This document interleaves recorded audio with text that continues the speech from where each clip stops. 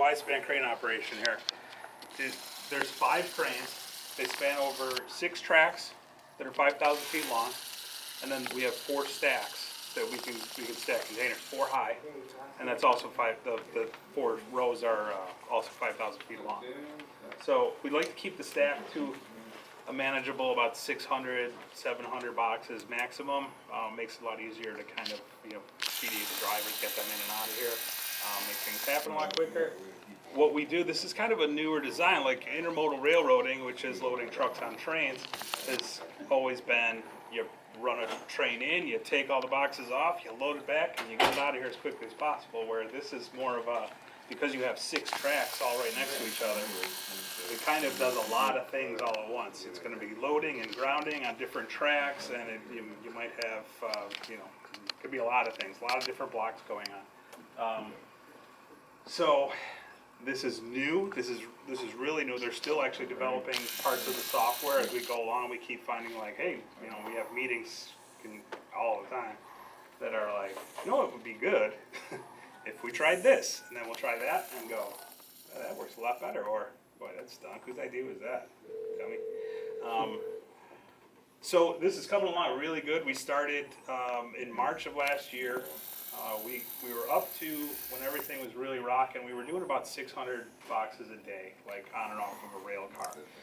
About 300 or 400 more like secondhand lifts, because you're taking it off of a train and putting it into a stack, and then maybe a road driver comes in and wants that container, then it assigns him a parking area.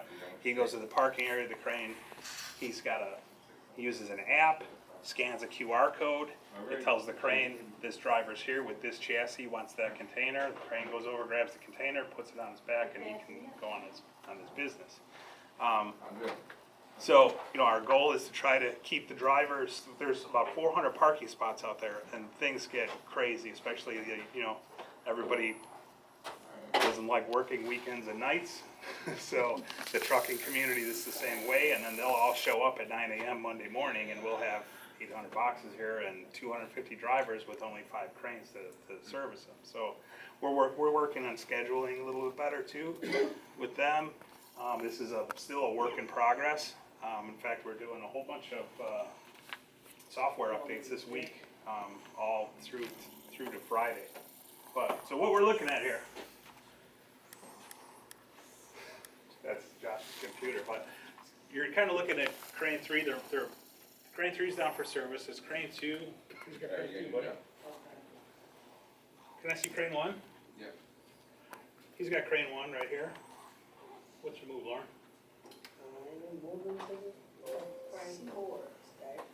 He's got a container up in the air. If you can see, look at this monitor. Obviously, he's got a lot of views because he's holding a 60,000-pound container up in the air. And he's taking that. Would you take that off the train? No, And where are you going? Oh, to the driver? no. Okay. So it's a shuffle move. So there's probably a driver that needed the container that was under there. That's always how it goes. They don't want the top one. They want the one on the bottom. So he had to grab that one, slide it over. He's putting it down on the ground right now onto an open spot for it. Once he sets it down, that's also his crane in like a virtual world and what's going on. So the top portion are the tracks. We've got a couple clear tracks where you see like the gray squares. Those are containers that are loaded on the rail cars. The red one it's an open track. They're going to pull those cars out. So it's a red block where the cranes, it tells the cranes don't work over here because there's movement. So we can also move trains in and out underneath the working cranes. There's not any people really in there at all unless you have a ground person. And they use, Josh, you got a halo anywhere? Yeah. There's my ground man right there. So he drives on this orange cart that's the size of, it's high up, and it has what we call a halo on it, which tells the cranes there's a person right here. So that black dot is the halo sensor, and then the cranes, it tells the cranes not to move any sort of containers anywhere near that operation. He's got an 8-foot kind of square around him. So as long as he stays in that area, he's safe. And the cranes, if they pick up a box, they know, okay, there's somebody there, they'll wait till that he's clear of the zone, and then it'll slide it over, because we never lift the container over the top of the person, you know. Then the next kind of section down is the stack area, which was where he's working at right now. Setting down. Oh yeah, if you look here, there's my drum. Thanks, Lauren. He's out there, that's what you're looking at. That was the red block up there. So you've got a person up there who's pulling out the IBCs or the interbox connectors that the containers are loaded and locked down with. What does that mean? Sorry. Interbox connectors. So you put a rate like a bottom container on, and then we put 4 pins or locks on the top corners, and then that's an IBC or an interbox connector, and then we set another box on top of it. They lock them down. So that has to be done manually. Yes. Got it. Yep. And the same thing once it comes in, they have to unlock them and pull the IBCs out once we take the tops off. So, you know. If it's not proprietary, is this like Tesla's vision to know where all the boxes and all the things are, or is this RFID? How does the computer sense where the cars are? Just magic. So everything, it's kind of like, so when a train comes rolling in, we also have someone going physically, we're working on making it more automated, but we have someone physically go out there with a tablet and verify that this container is on this rail car, on this well, in this spot. And this is with the door direction and everything. They do that all the way down the road. When they're done, then they foot mark it, which is just kind of doing a longitude, latitude kind of thing, saying this is exactly where the rail car ends, and then it populates it into the track. Then it tells the cranes, it's kind of like a video game now, where the cranes are just going like, okay, this is exactly here, and it'll get it real close, and that's why we have the operators to make sure everything goes well. And then once the boxes are moved, it knows exactly 100% where every box is moved. If something gets moved out of whack, we got problems. So, but that almost never happens. How is it communicated? So like, you know, if I'm a truck driver waiting, okay, your box is next, the operator's gonna move it, and how do they know? Okay, so they the use an app. We have talked several times about saying like, 'cause the bigger problems that we have are when, like a Monday morning, now I've got 800 containers in the stack, and all the drivers show up at 9 o'clock in the morning, and they all want their boxes. So the wait times, they'll scan, and then at that point, it's kind of a gray area for them, which we're working on kind of fixing that up. Generally, like our goal is to be 45 minutes or less and get them out of here. But it does tell them, because they have to they have to exit their vehicle before we take the container over and put it on their chassis, because we don't want to hurt anybody. But it'll send them a message that says, you're next, get out of your vehicle. And then once they step out of the vehicle, they have to verify, whoever's actually operating verifies that that person's actually outside and standing away from their vehicle, and sets it down.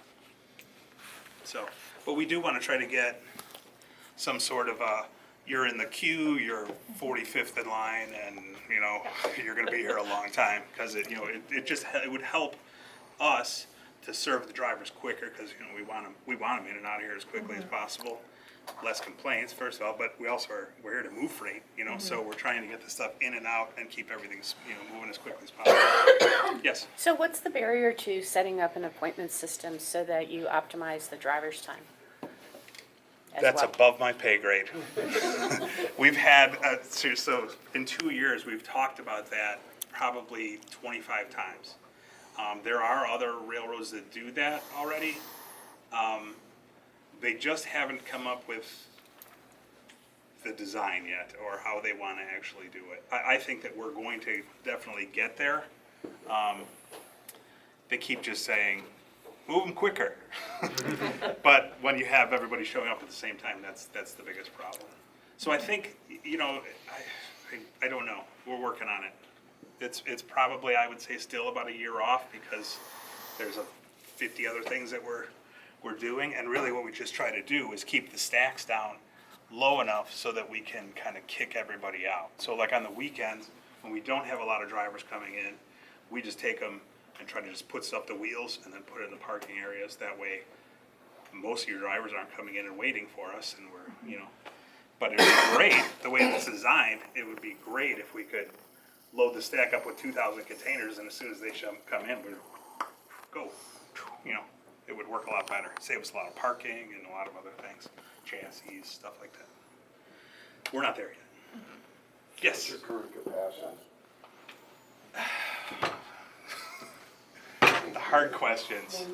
So we can get about, I think they said like 1,600 boxes into the stack, but we don't want to do that because if we put too much in there, you're just double handling, moving boxes around as much as possible. We found that the sweet spot right now is about 600. The updates that they're doing is actually some more automation, so the cranes are doing more without an operator, which is going to hopefully let us expand the stack a little bit more, and we keep kind of like taking bigger, steps to make it large, make it bigger. But right now, comfortable is about 600.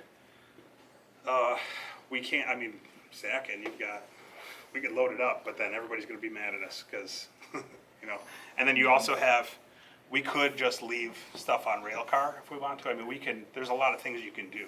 There's 400 parking spots. So if we were to take, say, we had 600 in the parking area, and we had 2 tracks with just a bunch of containers on it, we can just leave the stuff on the container till the drivers come in, and we can service them right off the rail car also. So it depends on, it's a loaded question. Yes? Do you use any AI for like the optimization No. of like stacking? No, it's all programs right now. So it's actually like a lot of people, like we were saying it's like semi-autonomous, but it's not. It's really hard to explain like what they're doing. But everything is just right now. They'll probably get there, especially with how everything's advancing so quickly in the rest of the world. But they like we tell it exactly what to do. So the global ports or the coastal ports are seeing a lot of volatility this year with the trade differences. Oh, Are you yes. guys? What are you guys seeing? A huge dip once the tariffs were announced. But everybody's expecting, from everything I'm reading, we're all thinking come 4th of July, we're going to be hammered again. It's going to be a surge. Yeah. And then it'll probably be a couple of months and we'll keep everything open.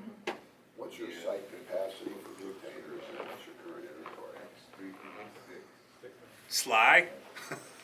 Do you have any idea what the whole capacity is? For the whole yard? Yeah, I could look it up.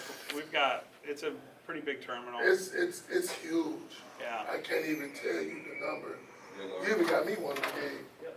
You know what? I would have to dig it out myself. Hey, Josh, can you look at vision real quick? Yeah. Those, I could get you an answer. and you know what? I have been full.